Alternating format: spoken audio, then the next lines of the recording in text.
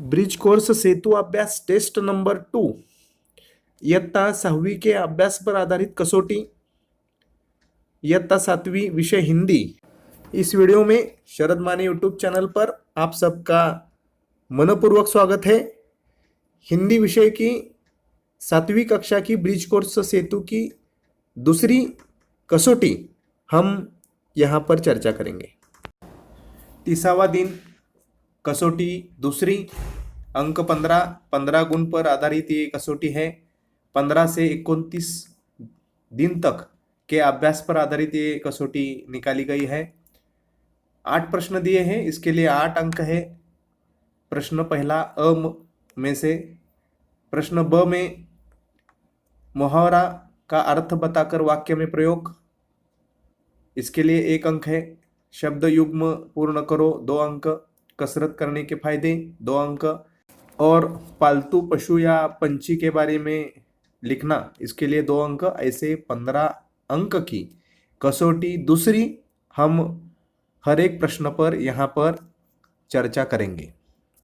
प्रश्न 8 अंक के लिए, उसमें से पहला प्रश्न, आपत्ति व्यवस्थापन को अंग्रेजी में क्या कहा जाता है? डिजास्टर मैनेजमेंट, यहाँ पर स्पेलिंग भी दी है, आप लिख सकते हैं। दूसरा प्रश्न, FSSAI का फुल फॉर्म क्या है? Food safety and standards authority of India, ये उसका लॉन्ग फॉर्म है। तीसरा, 4 संचार माध्यमों के नाम लिखिए। मोबाइल हम ज़्यादा यूज करते हैं, इंटरनेट, टीवी, वर्तमान पत्र। चौथा प्रश्न, संविधान द्वारा मान्यता प्राप्त भाषाओं की संख्या 14 है। 5वां प्रश्न, बहादुर बच्चों को दिया जाने वाला पुरस्कार, राष्ट्रीय वीरता पुरस्कार उसको कहते हैं। 6ठा प्रश्न, बोली भाषा के 5 शब्द लिखिए। शाळा, आई, जेवण, हुशार, आप इससे अलग भी लिख सकते हैं। 7वां प्रश्न, हिंदी दिवस मनाया जाता है 14 सितंबर को। और लास्ट का 8वां प्रश्न, विश्व हिंदी दिवस मनाया जाता है 10 जनवरी को। यहाँ पर हिंदी दिवस और विश्व हिंदी दिवस ये दोनों हमको याद रखना पड़ेगा। जनरल नॉलेज में ये प्रश्न आ सकता है, ये सब प्रश्न लिख कर रखो। प्रश्न ब, पहला प्रश्न, निम्नलिखित किसी एक मुहावरे का अर्थ बताकर वाक्य में प्रयोग कीजिए। 1 अंक के लिए प्रश्न है। मुहावरा है चकित होना, उसका अर्थ है आश्चर्य होना। उसका वाक्य में प्रयोग देखिए, घर पर अचानक मेहमान देखकर मैं चकित हो गया। ब, अफसोस होना, उसका अर्थ है दुख होना। उसका वाक्य में प्रयोग देखो, परीक्षा में मेरा पहला नंबर नहीं आया तो मुझे अफसोस हुआ। दूसरा, शब्द युग्म पूर्ण करो, आस पास, कूड़ा कचरा, अड़ोस पड़ोस, अच्छा बुरा, आप ये सब लिख सकते हैं। अगला प्रश्न तीसरा, कसरत करने के 2 फायदे लिखिए, 2 अंक के लिए है।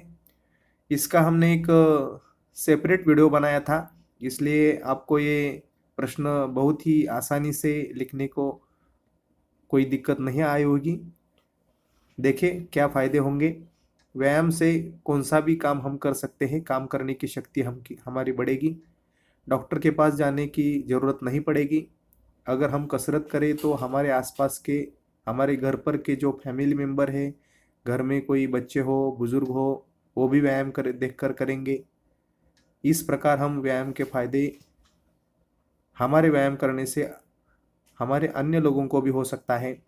चलने का, अगर हम कम से कम 1 या आधा घंटा चलेंगे तो भी अच्छा व्यायाम हो जाएगा। व्यायाम करने से घाम निकलेगा, भूख लगेगी, सोने के लिए कौन सी भी दिक्कत नहीं आएगी, बहुत अच्छी तरह से नींद हमको मिलेगी, कौन से भी काम करने की क्षमता बढ़ जाएगी, शरीर में बीपी, डायबिटीज़ जैसे रोग नहीं होंगे, गोलियां नहीं खानी पड़ेगी, डॉक्टर के पास नहीं जाना पड़ेगा। ऐसे बहुत सारे फायदे हैं, उसमें से कुछ फायदे हमने आपके लिए यहाँ पर लिखे हैं, आप इससे अलग फायदे लिख सकते हो। चौथा प्रश्न, किसी पालतू पशु या पंछी के बारे में 5 पंक्तियां लिखिए। मैं यहाँ पर मेरा पसंदीदा पालतू पशु प्राणी कुत्ता के बारे में लिखने वाला हूँ। आप इससे अलग विषय लेकर उस पर भी 5 पंक्तियाँ लिख सकते हैं। यहाँ पर मैंने ज़्यादा पंक्तियाँ लिखी हैं, आप भी ऐसे लिखो। कुत्ता। कुत्ता हमारा पसंदीदा पालतू पशु है। हमारे साथ हमारे घर में हम कुत्ते को रख सकते हैं। कुत्ता हमारे घर की रक्षा चोरों से करता है। कुत्ते से चोर बहुत घबराते हैं। कुत्ता 2 से 4 फुट ऊंचा होता है। उसके दांत बड़े तीखे होते हैं। उसकी 4 टांगें होती हैं। जीभ लंबी होती है। रात में बड़ा चौकस ये कुत्ता रहता है।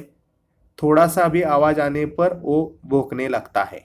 इस प्रकार हमने कुत्ता के बारे में 5 पंक्तियां से ज़्यादा यहाँ पर आपको लिख कर दिए हैं। आप ये सब लिख कर रखो।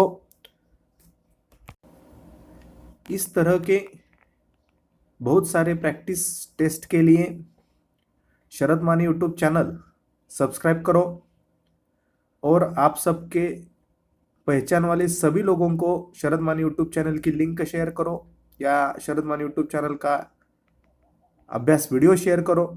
मनपूर्वक धन्यवाद।